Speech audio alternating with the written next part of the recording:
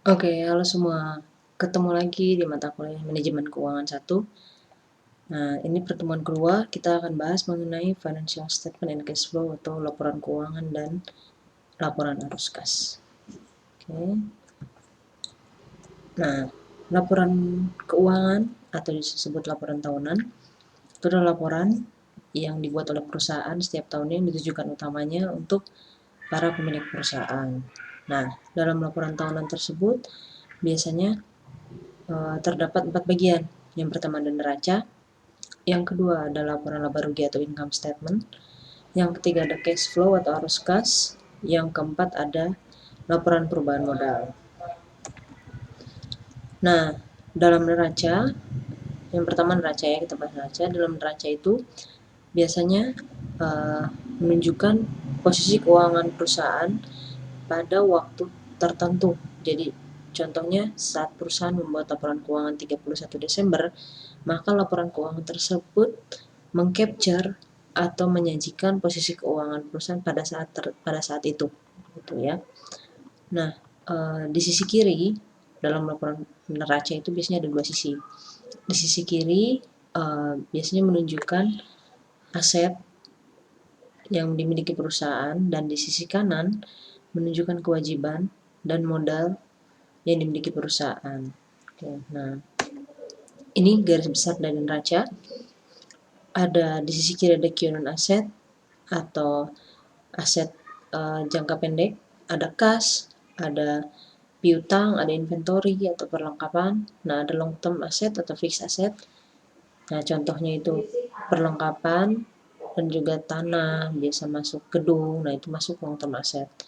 Nah, current asset ditambah fixed asset itu jadi total asset. Nah, di sisi kanan ada current liabilities atau kewajiban jangka pendek, dan juga ada long term debt atau kewajiban jangka panjang.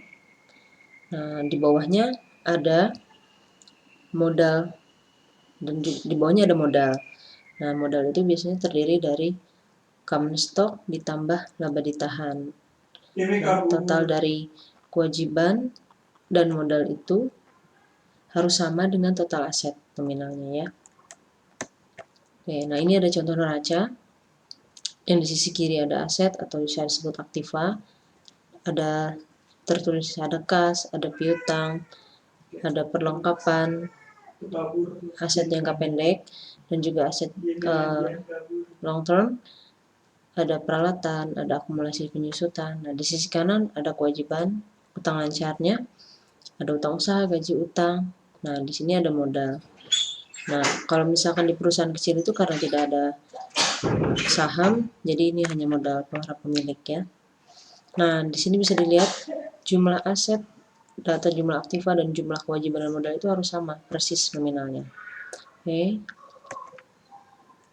Nah, yang kedua ada laporan laba rugi. Laporan laba rugi itu laporan yang merangkum pendapatan perusahaan, pengeluaran, dan juga keuntungan sepanjang periode tertentu. Biasanya dilaporkan per triwulan atau tahunan. Nah, untuk mengetahui net sales atau pendapatan bersih itu, pendapatan bersih bisa ditunjukkan di paling atas ya, laporan laba rugi. Itu dapat dari pendapatan kotor dikurangi biaya-biaya. Nah, di bawahnya ada biaya operasional, ada biaya bunga, dan biaya pajak. Nah, dikurangi semuanya jadi pendapatan bersih. Nah, seperti yang tadi dibilang, kalau neraca itu merepresentasikan laporan keuangan pada snapshot, jadi satu periode, bukan satu periode ya, satu jangka waktu tertentu.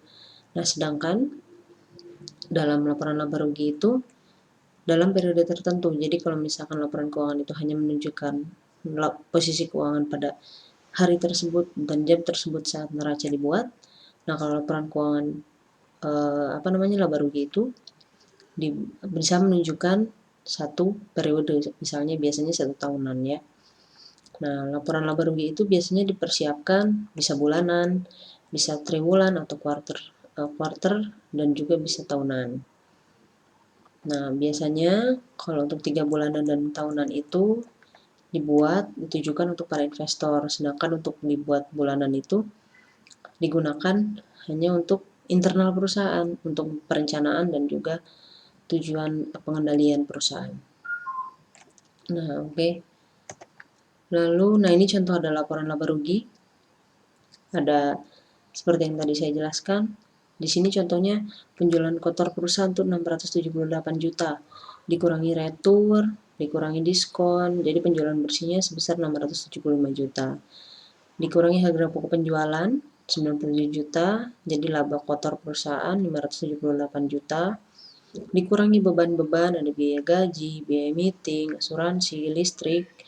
Nah, jumlah beban operasionalnya sekian, jadi laba bersih operasionalnya 417 juta. Nah, dikurangi beban, biasanya di sini ada beban bunga, beban pajak. Nanti jadi laba bersih. Itu ya paling bawahnya.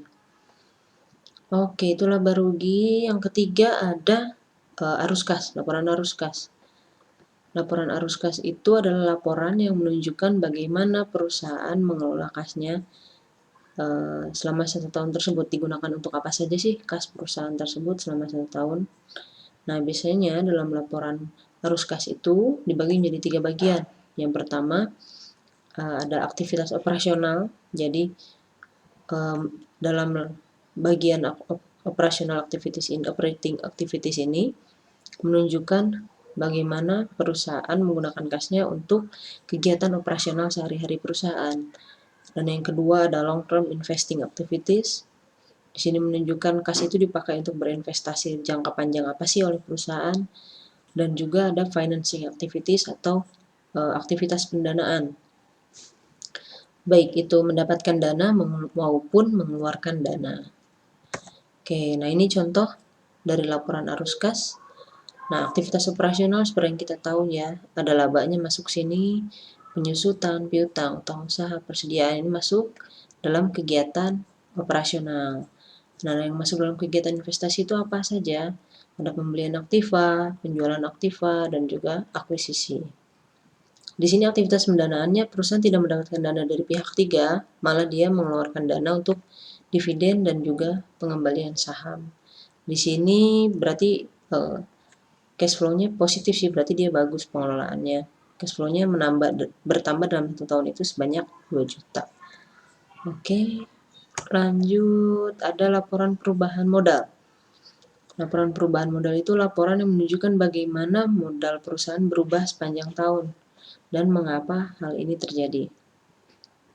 Nah, para pemilik saham itu mengizinkan para manajemen perusahaan untuk menahan laba dan menginvestasikan kembali dalam bisnis. Jadi, contohnya seperti ini. Kalau perusahaan mendapatkan laba 1 miliar dalam 1 tahun, maka para pemilik perusahaan itu contohnya akan mengizinkan perusahaan untuk yang dibagikan ke kami hanya cukup setengahnya saja.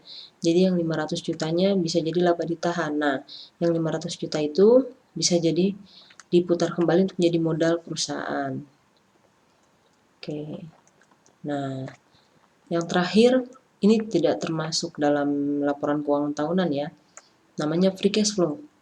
Free cash flow itu apa?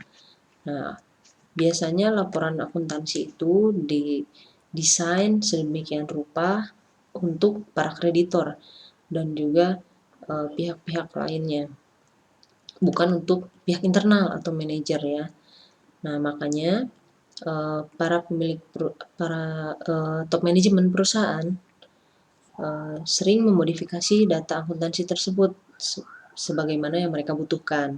Nah, yang paling penting dari modifikasinya itu adalah konsep free cash flow atau jumlah kas yang bisa ditarik atau digunakan oleh perusahaan tanpa mempengaruhi kemampuan perusahaan untuk beroperasional dan produksi kas di masa depan. Jadi free cash flow itu istilahnya ibaratnya uang dingin lah gitu ya. Itu yang butuh diketahui oleh manajemen dan biasanya ini tidak terdapat dalam laporan keuangan. Oke, cukup segitu materi untuk kali ini untuk laporan keuangan. Sampai bertemu di pertemuan ketiga.